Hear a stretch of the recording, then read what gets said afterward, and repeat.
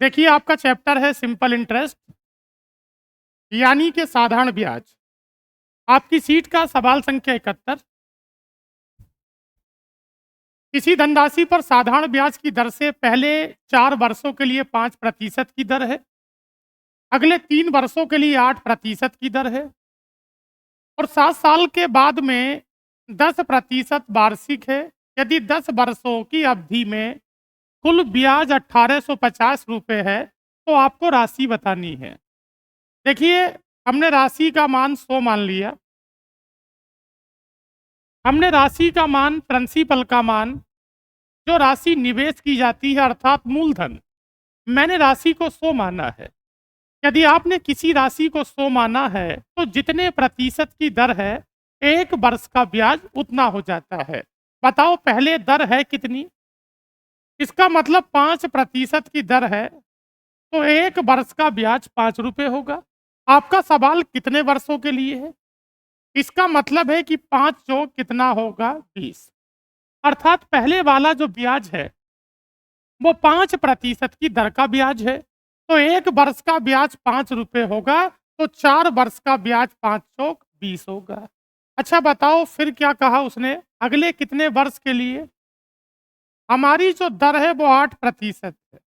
जैसे पहले 5% थी, अब दर 8% है और हमारा समय कितना है?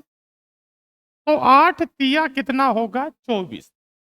एक बात आप मुझे बताइए, 4 वर्ष और 3 वर्ष कितने वर्ष हो गए? 7 वर्ष हो गए। अर्थात 7 वर्ष बाद, अच्छा टोटल वर्ष हैं कितने? जब 4 और 3 7 वर्ष हो गए और टोटल वर्ष 10 हैं, तो यहाँ पर वर्ष कितने बचेंगे? 3। और मुझे बताओ बाद में दर है कितनी? 10% है। इसका मतलब है कि आपका जो ब्याज होगा वो 10 तिया कितना होगा? 30। पहले वाला ब्याज 20 रुपये हो गया, दूसरा वाला 8 तिया 24 हो गया और तीसरा वाला 10 तिया 30 हो गया। इन तीनों को जोड़ दो, कितना हो गया? ये 74 हो गया। मैं तीनों को ऐड करता हूं तो 74 हो जाता है। और बताओ 74 का मान है कितना? हमारे हिसाब से जो ब्याज है वो 74 है, लेकिन 74 का मान 1850 है। इसे मैं काट सकता हूं 17 से, सॉरी 37 से।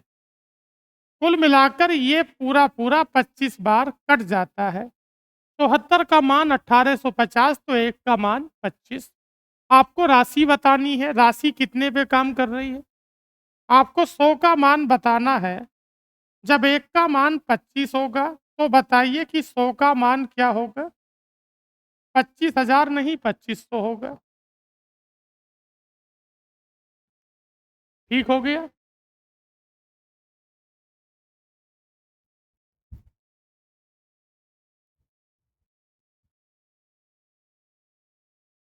अगला प्रश्न देखेंगे।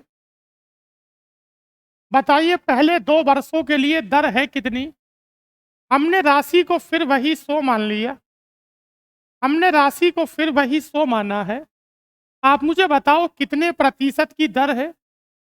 जब 3% की दर है तो आपका ब्याज 3 का हो गया और आपका समय कितने वर्ष है? 2 वर्ष है। जब 3% की दर है तो 1 वर्ष का ब्याज 3 रुपये होगा। आपका समय चूंकि 2 वर्ष है, इसका मतलब ब्याज हो जाता है 3 दूनी 6। अच्छा बताओ अगली दर कितनी है? 8% की दर है और समय कितने वर्ष है? समय है आपके पास 3 वर्ष। तो बताओ 8 तिया 24। कुल मिलाकर 2 वर्ष ये हो गए और 3 वर्ष ये। वर्ष कितने हो गए? 5। 5 वर्ष कंप्लीट हो गए। टोटल सवाल है कितने वर्षों का? जब 6 वर्षों का है तो बाद में वर्ष कितना बचा? 1। और कहा जाता है कि 2 और 3 5 वर्ष हैं और 5 वर्ष के बाद जो दर रहने वाली है वो कितनी रहेगी? 10। मतलब अंतिम 1 वर्ष के लिए जो दर होगी वो 10 होगी। तो बताओ 10 ही का ना 10। इन तीनों को जोड़ो तो इंटरेस्ट कितना हो गया? इन तीनों को जोड़ा तो ब्याज हो गया 40, क्योंकि 24 और 6 30 और 10 40। जिस ब्याज को 40 बता रहे हैं वो ब्याज असल में है कितना? जब 40 का मान 1520 तो 1 का मान 0 से 0 कटा, कितना हो गया? 38 हो गया। आपको बताना है प्रिंसिपल, प्रिंसिपल किस पे काम करता है? 100 पे। अच्छा, 1 का मान कितना है? 38। तो बताइए 100 का मान कितना होगा? 3800 रुपये। जितने प्रतिशत की दर होगी 1 वर्ष का ब्याज उतना हो जाता है।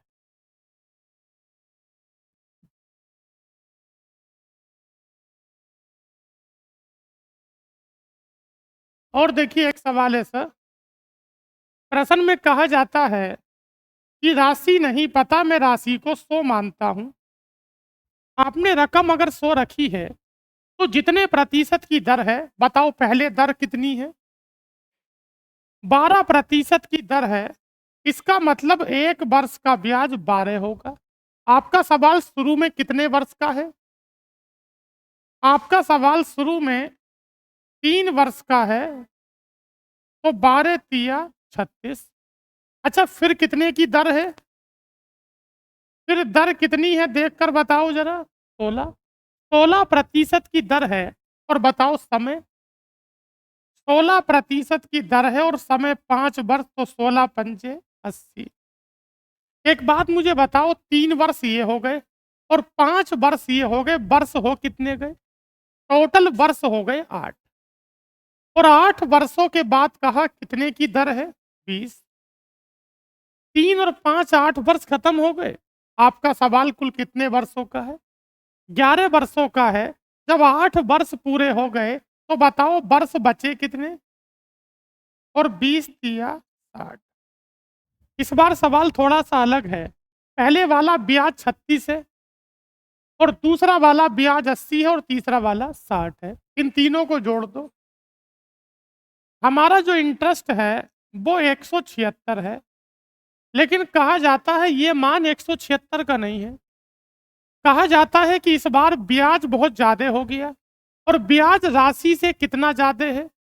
तो बताओ हमारी राशि है कितनी? राशि का मान 100 है और ब्याज है कितना? तो बताओ ये जो ब्याज 176 है ये राशि से कितना ज्यादा है? ये 76 ज्यादा है।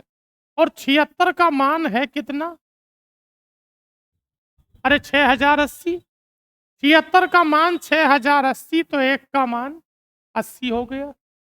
आपको रकम बतानी है। रकम काम किस पे करती है? 100 पर। तो 100 का मान सीधा कितना होगा? 8000।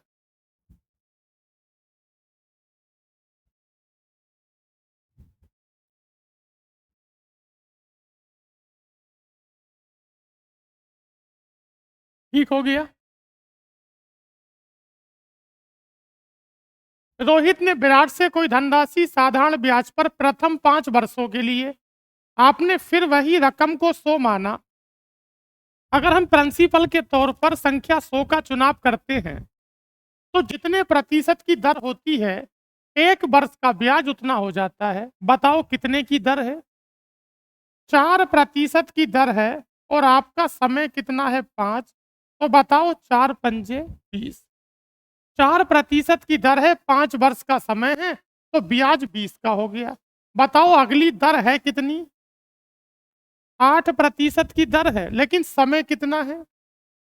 आपका जो समय है वो 3 वर्ष है, तो बताओ 8 तिया 24। अच्छा, पहले कितने वर्ष हैं? और 5 और 3 8 वर्ष खत्म हो गए। उसने खुद कहा है 8 वर्ष के बाद। अच्छा, 8 वर्ष खत्म हो गए, दर है कितनी? अरे भाई 8 वर्ष के बाद दर कितनी है? 8 वर्ष के बाद दर कितनी है? 15।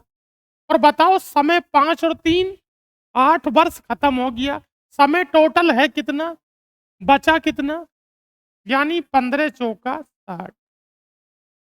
इस सबको जोड़ दो 104। हमारा जो इंटरेस्ट है, हमारा जो ब्याज है वो 104 हो गया। ये मान 104 का नहीं है। कहा जाता है कि जो ब्याज 104 है वो राशि से ज्यादा है। तो बताओ राशि है कितनी और ब्याज कितना? 104 कितना ज्यादा है? 4 का मान कितना है? 880। तो बताओ 1 का मान 22 या 220? 220 हो गया। आपको रकम बतानी है। अच्छा, रकम काम किस पे कर रही? 100 पे। तो 100 का मतलब है कि जितना है बस उसके आगे 2 जीरो और लगा दो। तो उत्तर कितना हो गया? 22,000।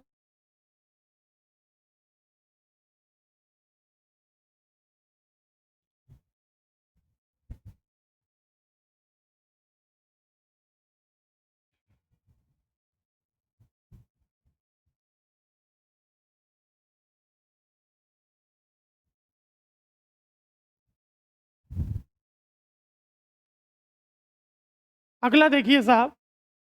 अब आता है, चेंज हो गए आपके प्रश्न। दो समय के मिश्र धनों पर आधारित प्रश्न। पहला प्रश्न है, मैं थोड़ा सा बेसिक से कराऊंगा। कहा जाता है कि साधारण ब्याज पर एक निश्चित धनराशि 5 वर्षों में इतनी हो जाती है और 8 वर्षों में इतनी हो जाती है, तो वो राशि कितनी है ये बताना है।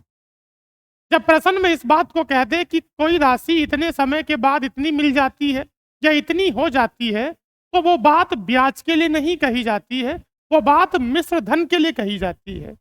मिश्र धन का मतलब अमाउंट हो गया। हम जानते हैं कि अमाउंट बराबर मूलधन और प्लस क्या होता है? ब्याज।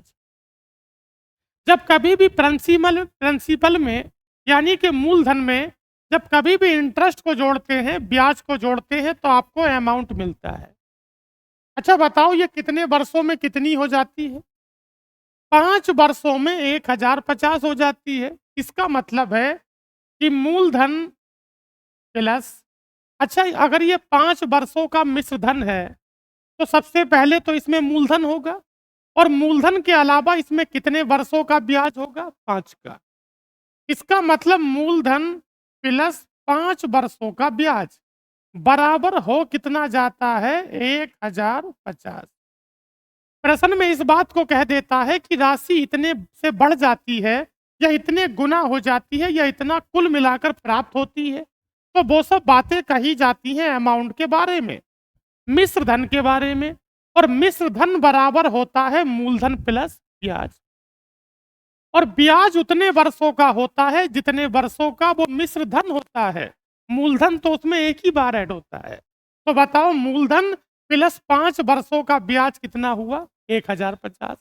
अच्छा, राशि कितने वर्षों में कितनी हो गई? इसका मतलब मूलधन प्लस 8 वर्षों का ब्याज। अगर ये 5 वर्ष का है तो 5 वर्ष का ब्याज, और वो 8 वर्षों में मिलता है तो उसमें कितने वर्ष का ब्याज? 8 वर्ष का ब्याज। वो राशि कितनी हो जाती है? 1230। ये मेरे पास दोनों समीकरणें बन गई। मैं दोनों समीकरणों को घटाता हूं, तो बताइए घटाने पर माइनस माइनस और माइनस। अरे भाई, क्या मूलधन से मूलधन कट जाएगा? अरे मूलधन से मूलधन कट जाएगा। ये कितने वर्ष का ब्याज है? 8 वर्ष का। और ये कितने वर्ष का? जब 8 में से 5 वर्ष का ब्याज घटाते हैं तो ब्याज कितने वर्ष का बचा? 3 वर्ष का। इन दोनों का अंतर कर दो। हैं? 180 रुपए का ब्याज कितने वर्ष का? जब 3 वर्ष का ब्याज 180 रुपए, तो 1 वर्ष का ब्याज 60 रुपए। अब इस बात को समझ लो थोड़ा सा। जब कभी भी मिश्र धनों का अंतर करते हैं, तो जो अंतर आता है वो मिश्र धन का नहीं आता, वो ब्याजों का आता है। ये कितने वर्ष का मिश्र धन था? 8 का। और ये कितने वर्ष का था? तो मैं अगर इन दोनों का अंतर करूंगा तो वो अंतर मिश्र धनों का नहीं आएगा, वो अंतर केवल किसका होगा? ब्याज का होगा। तो बताओ, 3 वर्ष का ब्याज 180 रुपए, क्योंकि मैं देख रहा हूं कि आंतरिक तौर से मूलधन से मूलधन कट रहा है। तो बताओ, 180 रुपए का ब्याज कितने वर्ष का? 3 वर्ष का। जब 3 वर्ष का ब्याज 180 रुपए, तो 1 वर्ष का ब्याज 60 रुपए। अब इन दोनों इक्वेशन में कहीं भी लगाकर आप मूलधन को प्राप्त कर सकते हैं। अच्छा बताओ, मूलधन प्लस ये कितने वर्ष का ब्याज है? अरे कितना लिखा है ये? जब 1 वर्ष का 60 रुपए है, तो 8 वर्ष का 480 हो गया। और बताओ टोटल कितना है? 1230। जब 1230 में से 480 घटाओगे तो क्या बचेगा? 750। अर्थात आपका प्रिंसिपल कितना है? 750। आपने दो इक्वेशन बनाई, वहां से एक वर्ष का ब्याज निकाला। इन दोनों में से कहीं भी लगा सकते थे। अगर यहां लगाते तो कितने वर्ष का ब्याज था? 5 का। अगर यहां लगाते तो 5 वर्ष का ब्याज लगाना होता। और बताओ 5 वर्ष का ब्याज कितना होता? 300। जब 1050 में से 300 घटाते तो कितना आता? 750। क्योंकि दोनों ही केसेस में हमारा प्रिंसिपल बिल्कुल फिक्स है। अभी आपके सवाल में प्रिंसिपल को पूछा है, राशि को पूछा है, अगले किसी सवाल में रेट ऑफ इंटरेस्ट को भी पूछा जा सकता है। अन्ना किसी बैंक में एक निश्चित राशि का निवेश किया जो साधारण ब्याज देता है। अच्छा बताओ 2 साल के बाद में राशि कितनी हो गई? इसका मतलब मूलधन प्लस 2 वर्ष का ब्याज। क्या मुझे यही लिखना चाहिए? कोई राशि इतने से बढ़ जाती है या इतनी प्राप्त होती है, वो बात अमाउंट के बारे में कही जाती है। तो बताओ मूलधन प्लस 2 वर्ष का ब्याज, राशि कितनी हो जाती है? 240। अच्छा वो व्यक्ति कितना इंतजार और कर लेता? वो व्यक्ति कितने वर्ष का इंतजार और कर लेता? अगर 3 वर्ष का इंतजार और कर लेता तो वर्ष 5 हो जाते। इसका मतलब मूलधन प्लस 3 और 2 5। अच्छा बताओ ये कितने वर्ष का मिश्रधन है? कितने वर्ष का मिश्रधन है? ये 5 का है। और मिश्रधन का मतलब होता है मूलधन प्लस ब्याज। और वो आपके पास है कितना? 420। मैं दोनों का फिर अंतर करता हूं तो बताओ माइनस माइनस और माइनस मूलधन से मूलधन कट जाएगा। तो बताओ 5 वर्ष का ब्याज में से अगर 2 वर्ष का ब्याज घटाओगे तो कितना बचेगा? 3 वर्ष का। ये कितना बचा? जब 3 वर्ष का ब्याज 180 रुपए तो 1 वर्ष का ब्याज 60 रुपए। अच्छा इस 240 के अंदर क्या क्या है ये बताओ मुझे। इस 240 के अंदर सबसे पहले मूलधन है। और मूलधन के अलावा कितने वर्ष का ब्याज? जब 1 वर्ष का ब्याज 60 रुपए है, जब 1 वर्ष का ब्याज 60 रुपए है तो बताओ 2 वर्ष का ब्याज 120 रुपए है। ये हमारे पास मिश्र धन है। जब कभी भी मिश्र धन से आपको मूलधन चाहिए तो जितने वर्षों का मिश्र धन है आपको उतने वर्ष का ब्याज घटाना होगा। इस 240 के अंदर एक तो मूलधन है और मूलधन के अलावा अगर कुछ और है तो वो उतने ही वर्ष का ब्याज है। बताओ कितने वर्ष का ब्याज है? ये 1 वर्ष का ब्याज कितने रुपए? 60 रुपए। तो 2 वर्ष का ब्याज 120 रुपए। तो बताओ मेरा प्रिंसिपल भी कितना हो गया? 120 रुपए। आगे से अगर मैं सवाल में कुछ संक्षेप में काम कर दूं तो आपको ऐतराज तो नहीं होगा। जब मैं कभी भी मिश्र धनों का अंतर कर रहा हूं तो मुझे मिश्र धन नहीं मिलेगा, मुझे क्या मिलेगा? मुझे ब्याज मिलेगा। आप मुझे बताओ, कहा जाता है ये 4 वर्ष में कितनी हो जाती है? तो बताओ ये मिश्रधन है 4 वर्ष का कितने हजार? 6000। बात हो गई साहब के लिए। ये कितने वर्षों का मिश्रधन है? ये 4 वर्षों का मिश्रधन है। और बताओ ये कितने वर्षों का है? बताओ 7 वर्ष में राशि कितनी हो गई? 7 वर्ष में हो जाती है 6750। हल्का सा कुछ कम लिखना मैंने इस बार पसंद किया। 4 वर्ष में हो जाती है 6000 और 7 वर्ष में 6750। अगर मैं इन दोनों का अंतर कर दूं तो क्या अंतर केवल 750 आएगा? ये जो 750 होगा ये मिश्रधन होगा या ब्याज होगा? अरे बोलो। जब कभी भी मिश्र धनों का अंतर करते हैं तो मिश्र धन नहीं होता, वो ब्याज होता है। ये कितने वर्ष का ब्याज होगा? अरे कितने वर्ष का होगा? क्योंकि 7 में से 4 गया तो 3 होगा। जब 3 वर्ष का ब्याज 750 होगा तो क्या 1 वर्ष का ब्याज 750/3 होगा? तो बताओ 1 वर्ष का ब्याज कितना हो गया? 250। 1 वर्ष का ब्याज 250 हो गया। अच्छा बताओ ये राशि 4 वर्षों में कितनी हो जाती है? जब 1 वर्ष का ब्याज 250 है तो बताओ 4 वर्षों का ब्याज 1000 होगा कि नहीं होगा? हैं? अरे 1 वर्ष का ब्याज 250 रुपए है। तो बताओ 4 वर्ष का ब्याज कितना है? बताओ ये कितने वर्षों का मिश्र धन है? कितने वर्षों का? 4 वर्षों का है। हम जानते हैं कि मिश्र धन के अंदर एक तो मूलधन होता है, उसके अलावा उतने ही वर्षों का ब्याज होता है। तो मुझे बताइए कितने वर्षों का ब्याज घटाना होगा?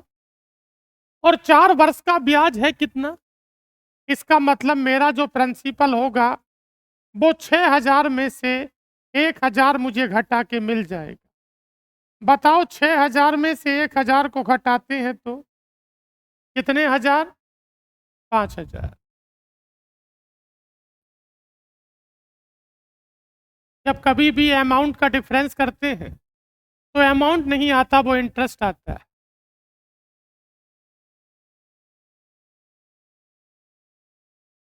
बताओ कोई राशि 2 वर्षों में कितनी हो गई? 2 वर्षों में कितनी हो गई? इसका मतलब है 2 वर्षों में हो गई 6400। इसका मतलब 6402 वर्ष का मिश्रधन है। और बताओ वही राशि 3 वर्ष में कितनी हो गई? अरे 7040 हो गई। आप मुझे एक बात बताओ, ये कितने वर्ष का मिश्रधन है? अरे 2 वर्ष का। और ऊपर वाला कितने वर्ष का? जब मैं मिश्र धनों का अंतर करूंगा तो मुझे मिश्र धन मिलेगा कि ब्याज मिलेगा? ब्याज मिलेगा। और ये ब्याज कितने वर्ष का होगा? 1 वर्ष का। बताओ 7040 में से 6400 घटाइए। 640। आप मुझे एक बात बताओ, 640 जो ब्याज है वो कितने वर्ष का है? जब तक मेरे पास 2 वर्ष का या 3 वर्ष का ब्याज नहीं होगा तब तक मैं मिश्र धन में से ब्याज को नहीं घटा पाऊंगा। और ब्याज नहीं घटेगा तो मुझे मूलधन प्राप्त नहीं होगा। तो बताइए, अगर 640 रुपए ब्याज कितने वर्ष का? जब 1 वर्ष का है तो बताओ क्या 2 वर्ष का ब्याज 1280 हो गया? ये कितने वर्ष का ब्याज है? और ये कितने वर्ष का मिश्र धन है? जब मेरे पास समान वर्षों का मिश्र धन है, जब 2 वर्षों का मिश्र धन है 6400 और 2 वर्षों का ब्याज है 1280। अगर मिश्र धन में से ब्याज को घटा दें तो क्या आपको मूलधन मिल जाएगा? तो बताइए कि मूलधन का मान जो होगा वो 6400 और माइनस क्या होगा? 1280। कितना बचा? जब तक आपके पास प्रिंसिपल नहीं होगा आप रेट ऑफ इंटरेस्ट नहीं निकाल सकते। बताओ कितना बचा? घटा दो इसे। हैं? 5120 हो गया। बताइए हमारी जो राशि है वो 5120 हो गई। कितनी हो गई? 5120 हो गई। जब कभी भी आपको यहाँ से की चीजें तो आपने पिछले सवालों में सीख ली है। अच्छा, आपसे प्रिंसिपल पूछा है कि रेट ऑफ इंटरेस्ट पूछा है? अरे ब्याज की दर पूछी है। जब कभी भी ब्याज की दर पूछी जाए तो 1 वर्ष के ब्याज का मूल्यांकन राशि पर कर दो, आपको दर का पता चल जाएगा। अच्छा बताओ हम कितने रुपए लगाते हैं? 5120 रुपए हमारा प्रिंसिपल है। और 5120 रुपए लगाने पर 1 वर्ष का ब्याज है कितना? अगर 1 वर्ष के ब्याज का मूल्यांकन मैं राशि पर कर देता हूं तो मुझे ब्याज का पता चल जाता है। कितना हो गया? इसे काट लो थोड़ा जरा।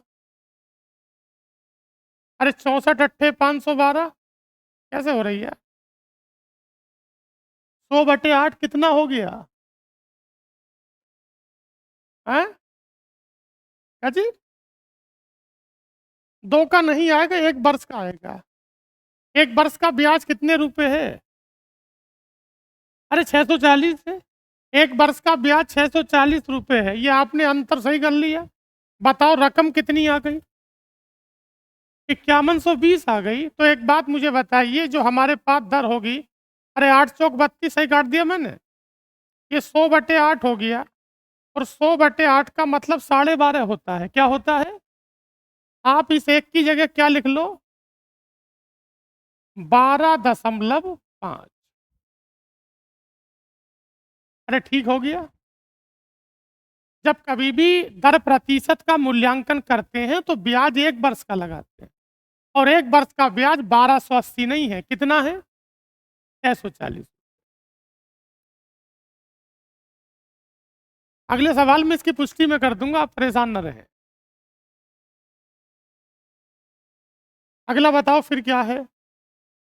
बताओ कोई राशि 2 वर्षों में कितनी हो गई? बताओ 2 वर्षों में कितनी हो गई? 1260। आप मुझे बताओ ये 1260 रुपये कितने वर्षों का मिश्र धन है? 2 वर्षों का। और बताओ यही राशि 5 वर्षों में कितनी हो गई? 5 वर्षों में हो जाती है कितनी? 1350। ये हमारे पास कितने वर्ष का अमाउंट है? 2 का। और ये कितने का है? जब 5 वर्ष के अमाउंट में से 2 का घटाओगे तो क्या इनका अंतर अमाउंट में आता है कि ब्याजों में आता है? बताओ कितना अंतर हो गया है? अरे 90 हो गया।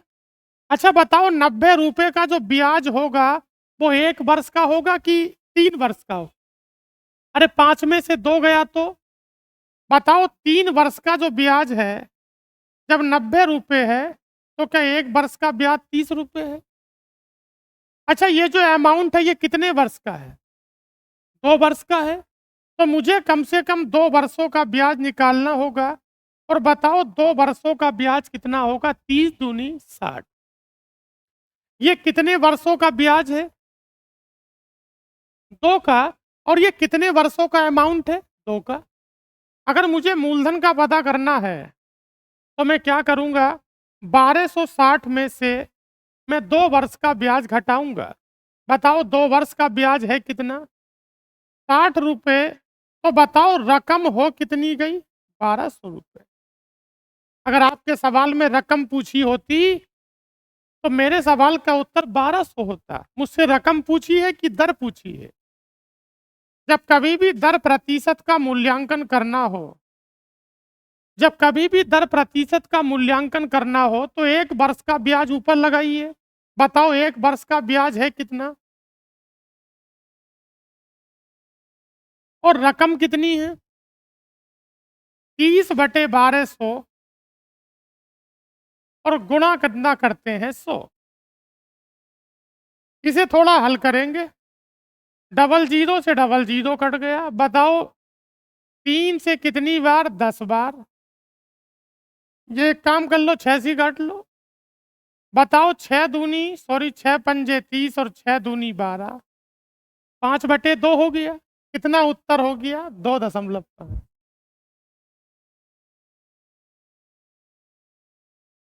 इस सवाल में कई बार राशि पूछी जाती है, कई बार रेट ऑफ इंटरेस्ट आपसे पूछा जाता है। क्या मुझे फिर से कोई बात बतानी है या आप समझ पा रहे हैं? मेरे भाई ये 5 वर्ष का अमाउंट है, ये 2 वर्ष का अमाउंट है। इनका अंतर करेंगे तो 90 होगा। लेकिन ये जो अंतर होगा, जो चीज निकल कर आएगी वो इंटरेस्ट होगा। क्या होगा? और वो इंटरेस्ट जो होगा, जो ब्याज होगा, वो कितने वर्षों का होगा? बताओ 3 वर्ष का ब्याज 90 रुपए है तो 1 वर्ष का ब्याज 30 रुपए है। हमारे पास ये जो अमाउंट है ये 2 वर्ष का है। जब 2 वर्ष का अमाउंट है तो 2 वर्ष का ब्याज चाहिए। जब 1 वर्ष का ब्याज 30 रुपए है तो 2 वर्ष का ब्याज 60 रुपए है। और जब 2 वर्ष का ब्याज 60 रुपए है और 2 वर्ष का अमाउंट 1260 रुपए है तो घटा दो, तो बताओ प्रिंसिपल कितना बचा? 1200। इस 1200 रुपए के प्रिंसिपल पर 1 वर्ष में कितने रुपए का ब्याज है? हैं? आप 30 ऊपर लगा दो, गुणा 100 कर देंगे, 2.5 हो जाता है। किस्त पर आधारित प्रश्न। 12% साधारण ब्याज पर 4 वर्षों में 5664 रुपए के ऋण को कौन सी वार्षिक किस्त में भुगतान किया जा सकता है? ये जो 5664 रुपए मूल्य है, पहले मैं एक बात आपको क्लियर कर दूं। हम कहीं जाते हैं, हमें कोई सामान खरीदना है, हमने दुकानदार से कहा कि हमें एक वस्तु खरीदनी है। उसने कहा कि आप इसका भुगतान कितने वर्षों के बाद करेंगे? अभी किस्त का कोई जिक्र नहीं कर रहा वो, जो व्यक्ति खरीद रहा है।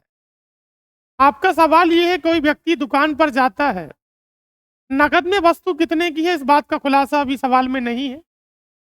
वो कहता है कि मैं इसका भुगतान एक ही बार करूंगा और अल्टीमेटली 4 वर्ष के बाद लौटूंगा। तो बताओ उसे 4 वर्ष बाद अगर वो लौटेगा तो उसे कितने रुपए का भुगतान करना है? 5664। ये मूल्य नकद वाला नहीं होता है, ये मूल्य 4 वर्ष के बाद वाला होता है। तो जो व्यक्ति 4 वर्ष के बाद 5664 रुपए का भुगतान कर रहा था, अगर वो इसकी किस्तें बनवाना चाहे तो प्रत्येक किस्त कितनी होगी, ये आपका सवाल है। तो किस्त बनाने के लिए एक हमारे पास फॉर्मूला भी है, और किस्त बनाने के लिए मैं बराबर किस्त के तौर पर एक राशि 100 का चुनाव करके भी आपका सवाल कर सकता हूं। पहले मैं इसके लिए लिखता हूं फॉर्मूला, लिखिए। देखो, प्रत्येक जो किस्त होगी वो मिश्र धन गुणा 100 बटे 100 गुणा कितना होगा? n। n होती है किस्तों की संख्या, प्लस फॉर्मूला याद नहीं रहता तो फिर भी सवाल होगा n इंटू n माइनस 1/2, और यहां पर गुणा में लगाते हैं r। ये जो रकम है 5664 रुपए, ये रकम नगद वाली नहीं है। ये जो 5664 रुपए की रकम है,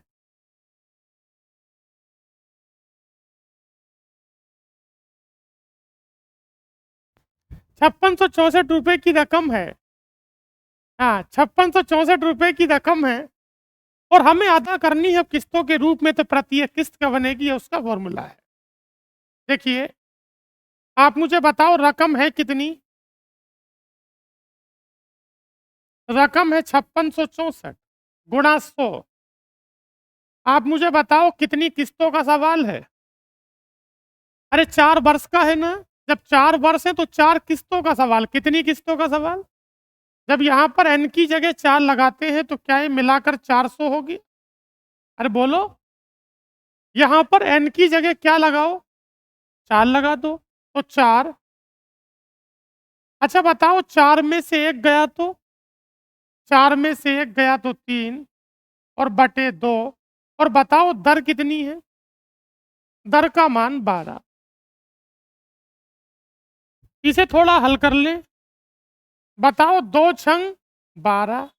बताओ 4 तिया 12 छंग, अरे 4 तिया 12 छंग 72, और यहां कितना लिखा है? 400।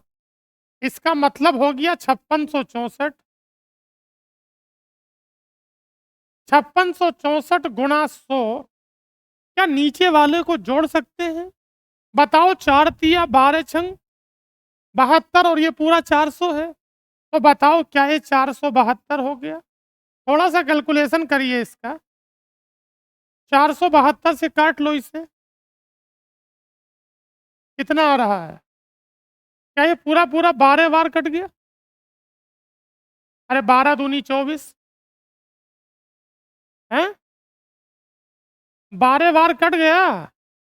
तो बताओ किस्त कितनी हो गई? 1200 रुपये। सिंपल इंटरेस्ट के सवाल में जो रकम दी जाती है किस्त बनाने के लिए, ये नगद का मूल्य नहीं होता है, ये मूल्य 4 वर्ष के बाद का होता है, और इसमें 4 वर्ष का एक मुश्त ब्याज शामिल होता है। इसका नगद का मूल्य कुछ और होगा, आप इसे किस्तों में खरीदेंगे तो कुछ और होगा। अच्छा बताओ, किस्तों में वस्तु कितने की पड़ गई? 1200 की पड़ गई। 1200 की 4 किस्तें हैं, 4800 की पड़ गई। कितने की पड़ गई? अच्छा, आप सोच रहे हैं कि वैसे वस्तु 5664 की थी, और जब किस्तों में खरीदी तो 4800 की पड़ गई, तो ये किस्तों में कम कैसे पड़ गई? किस्तों में तो वस्तु ज्यादा की पड़ती है ना। अरे यार हद, इसमें कहीं लिखा है कि जमा कर दिए? अगर जमा करता तो लिखा जाता कि डाउन पेमेंट दिया गया है।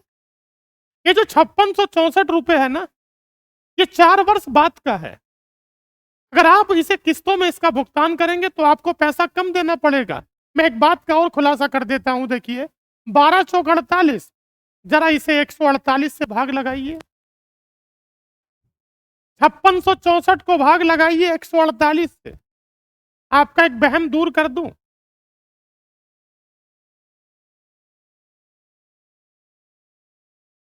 दशमलव में जा रहा है, सवाल की प्रकृति थोड़ी अजीब है। 38 मान लूं, 38 आ रहा है, तो अगर मैं आपसे कहूं कि वस्तु नगद में तो 3800 रुपए की है, बिल्कुल नगद में 3800 रुपए की है, और 4 वर्ष के बाद भुगतान करोगे तो 5664 रुपए की है, और आप इसका भुगतान किस्तों में करोगे तो 12 चौक 4800 रुपए।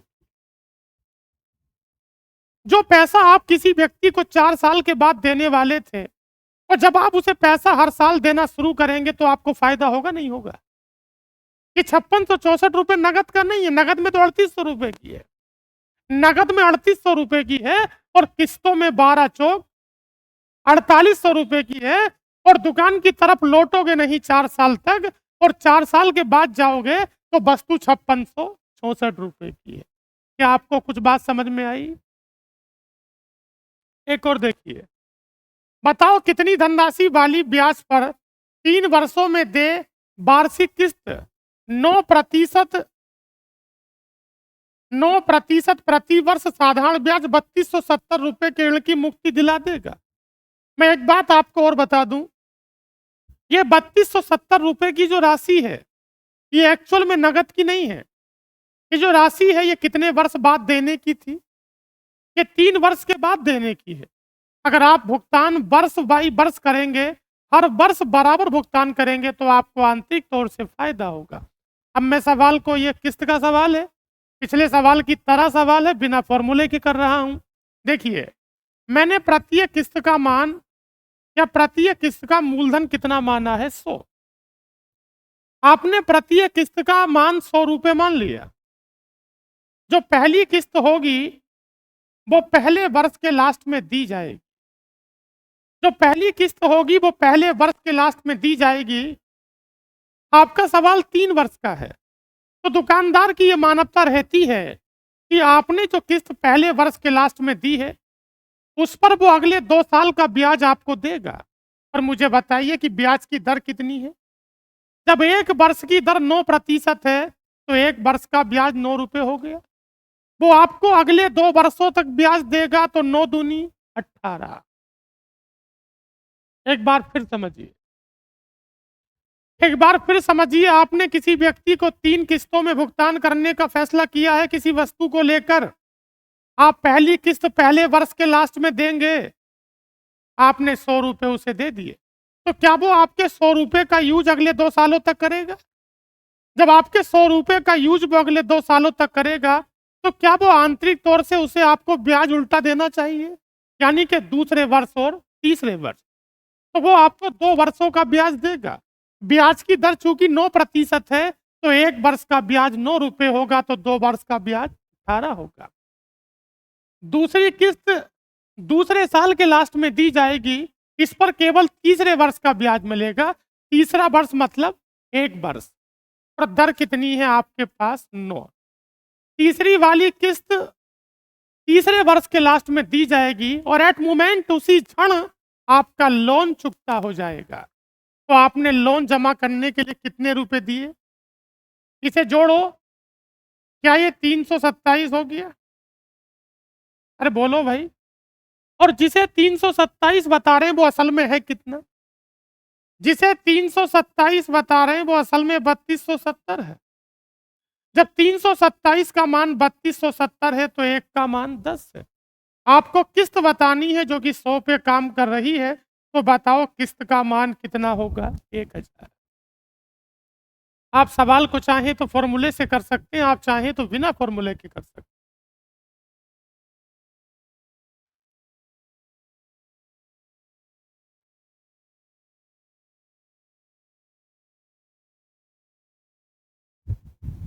इस वस्तु का नगद का मूल्य कुछ और होगा।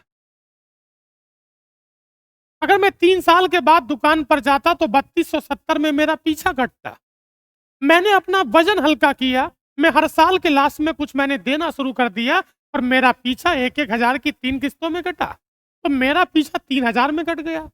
अगर मैं इसे नगद में देना चाहूं, जरा इसे 127 से भाग लगाइए।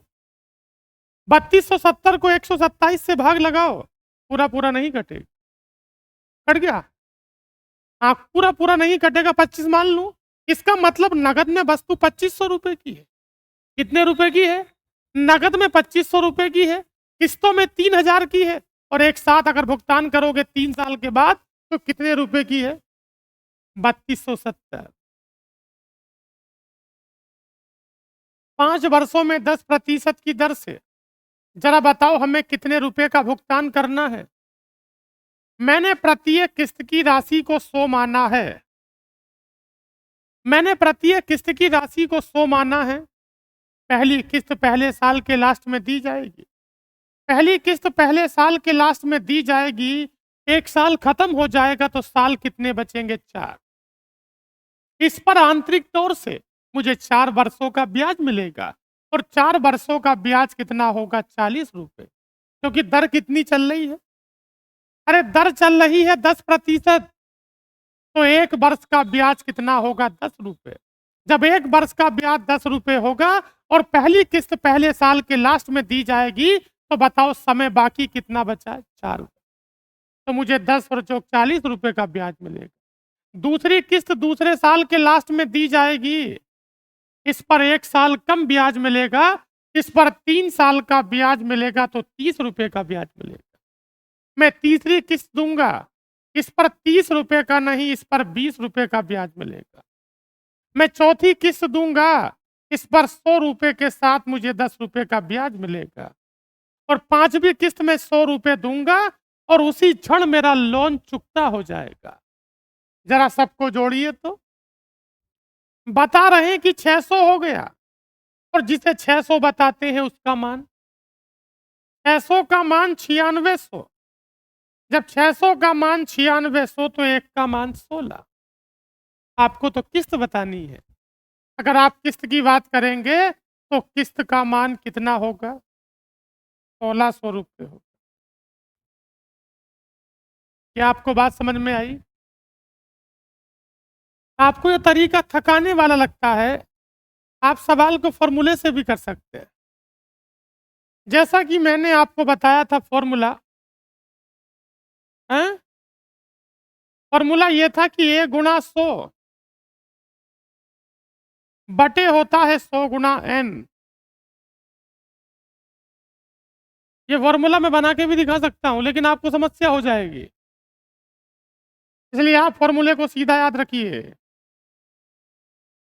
n into n minus 1/2 into r होता है। ये फॉर्मूला है सिंपल इंटरेस्ट में किस्त की राशि को निकालने का। ये वो किस्त होती है जो वार्षिक रूप से दी जाती है, किसी वर्ष के लास्ट में दी जाती है, और ये उस रकम पर लगाई जाती है जो रकम एक मुश्त मुझे कितने वर्षों के बाद देनी थी? 5 वर्षों के बाद। बताओ रकम हो कितनी गई? 9600 गुणा कितना होगा? 100। रकम कितनी हो गई साहब? 9600। बताओ कितने वर्षों का सवाल है? 5 का है ना। जब 5 वर्षों का सवाल तो 5 किस्तों का सवाल। इसका मतलब जब 100 की गुणा 5 से करेंगे तो कितना होगा? 500 हो गया। क्या कर रहे हैं? यहाँ 5 लगाइए, यहाँ कितना लगा दिया? 5। और बताओ 5 में से 1 गया तो 4, और दर कितनी है?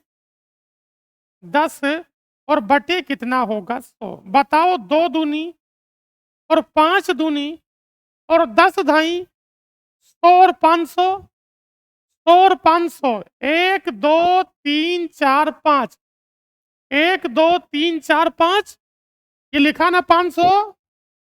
अरे बोलो। और एक बात मुझे बताओ, 40 लगातार कम हो रहा है तो माइनस लगा रहा हूं। 40 और 30 70 और 20 90 और 10 100, कितना हो गया? 600। अरे हो गया 600। और बताओ 600 का मान 96 गुणा बाद में किससे कर दी? यही तो बना है फॉर्मूला। कहने का मतलब 9600, 9600 और गुणा होगा 100।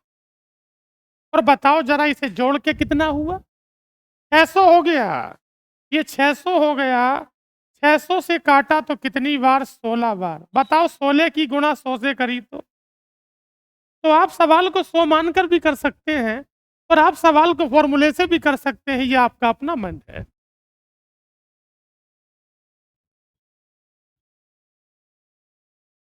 सवाल करना कराना अलग बात है, सवाल की गहराई को जानना अलग बात है। बिल्कुल। ये ब्याज मुझे उल्टा मिल रहा है आंतरिक तौर से। ये चीज 5 साल बाद 9600 रुपए की हो जाएगी। मैं किस्तों में दे रहा हूं तो 16 पंजे 80, 8000 में मेरा पीछा कट गया। अगर मैं नगद में बात करूं तो इसका मूल्य कुछ और होगा। नगद में बात करें तो कुछ और होगा, 32 या 96 6400 रुपए होगा। कितने रुपए होगा? नगद में 6400 रुपए की एग्जैक्ट, अरे मत लगाओ, मैंने भाग लगा दी है।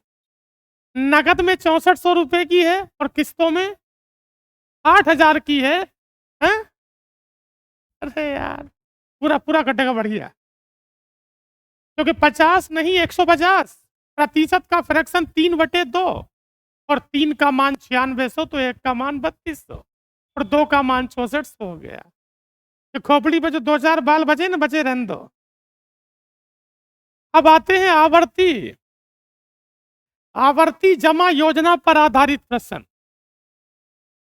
जैसे आपको पता है आजकल बहुत सारी योजना चलती हैं, जैसे कि डाकखाने में चले जाओ, हर महीने हम कुछ ना कुछ पैसे जमा करते हैं। वो सिंपल इंटरेस्ट पर अगर कैलकुलेट हो रहा है तो वो इसी तरह का सवाल है। एक व्यक्ति आवर्ती जमा योजना के अंतर्गत 100 रुपए प्रति महीने 2 वर्षों तक जमा करता है, जबकि ब्याज की दर 4% वार्षिक है, तो 2 वर्ष का ब्याज कितना होगा? मैं सवाल के लिए फॉर्मूला लिख रहा हूं। अगर फॉर्मूला याद नहीं रहेगा तो उसका बेसिक तरीका बताऊंगा, और अगर आप ये कह दो कि फॉर्मूला कहां से आया, तो इस बात का जवाब भी मेरे पास है। लिखिए SI बराबर लिखिए P/12 और लिखिए R/100, P/12 और लिखिए R/100 और N×N+1/2। ये सवाल ऐसा ही एक सवाल कभी यूपीएसआई 2017 में पूछा गया था। क्या आप सवाल की मूल अवधारणा को समझ पा रहे हैं महाराज? हर महीने कितने रुपए जमा करोगे? 100 रुपए जमा करोगे कितने साल तक? हैं? 2 वर्ष। और 2 वर्ष में कितने महीने? 2 वर्ष में बता रहे हैं 24 महीने। 24 महीने तक इस काम को कर रहे हो तो आपको कितना ब्याज मिलेगा? आपका सवाल ये है। आप मुझे बताइए, हर वर्ष कितने रुपए जमा कर रहे हैं? हर वर्ष 100 रुपए जमा कर रहे हैं, 100/12। बताओ कितने की दर है? 4% की दर है, तो 4/100। बताओ मेरा सवाल कितने माह का है? मैं पैसा 24 बार जमा करूंगा, एन का मान वर्षों के लिए, महीने बना लिए 24, तो बताओ 24 और 1, अरे 24 और 1, 24 और 1 25, और बटे कितना होगा? 2। इसे हल कर रहे हैं महाराज, 100 से गड्ढा, और 12 दूनी और 25 चौका। अजी कट कटा के उत्तर भी 100 ही आ गया।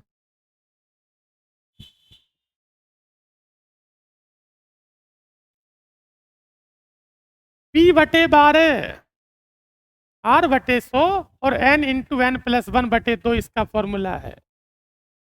आगे जाकर इस फॉर्मूले में थोड़ा चेंज करूंगा, प्लस की जगह मुझे माइनस भी करना होगा। एक सवाल अभी और करेंगे। बताओ हर महीने कितने रुपए जमा करता है यूपीएसआई 2017? सबसे पहले तो मुझे ब्याज का पता करना होगा, सबसे पहले मुझे इंटरेस्ट का पता करना होगा। फिर से लिख रहा हूं फॉर्मूला, P/, कितना है? 12। एक वर्ष में होते हैं 12 महीने, ये वो 12 है। और जब प्रतिशत को हटाते हैं तो बटे में 100 लगाते हैं, और लगातार संख्याओं के योगफल को कहा जाता है N×N+1/2। हैं? तीनों बातों को शामिल करके बना दिया फॉर्मूला। एक वर्ष में महीने कितने होते हैं? 12।